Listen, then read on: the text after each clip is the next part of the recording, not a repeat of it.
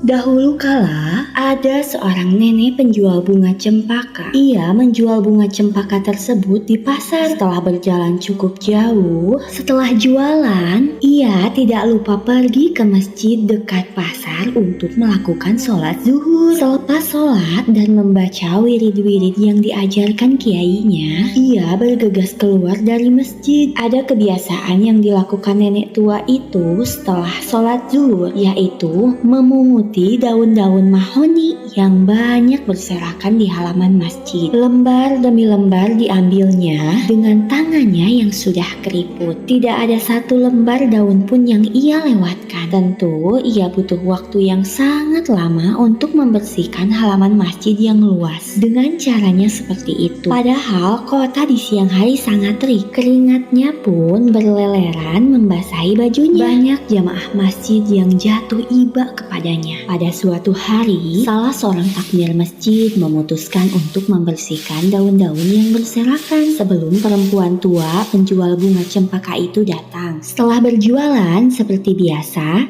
ia datang ke masjid untuk sholat zuhur. Selepas sholat, kala ia ingin memunguti daun-daun yang berserakan, ia melihat tidak ada satupun daun mahoni yang berserakan di halaman masjid. Ia kecewa sebab halaman masjid itu telah dibersihkan. Ia kembali masuk ke masjid sambil menangis dengan kerasnya, sehingga semua orang yang ada di masjid itu mendengarnya. Mengapa halaman masjid itu dibersihkan sebelum saya yang membersihkannya? Salah seorang takmir masjid lalu menjelaskannya dengan bijak bahwa ia kasihan kepadanya. Sebenarnya saya kasihan melihat nenek yang membersihkan berserakan daun-daun mahoni itu. Nah, kalau kamu kasihan kepada saya, biarkan saya yang membersihkan daun-daun yang berserakan itu. Singkat cerita, nenek tua itu dibiarkan saja untuk membersihkan daun-daun itu seperti biasa. Salah seorang kiai yang cukup terhormat diminta untuk menanyakan kepada perempuan tua itu oleh sebab apakah ia sangat bersemangat membersihkan daun-daun mahoni dengan cara seperti itu. Perempuan tua itu akan mengatakan alasannya. Kalau kiai itu mau berjanji untuk memenuhi dua syarat. Syarat yang pertama,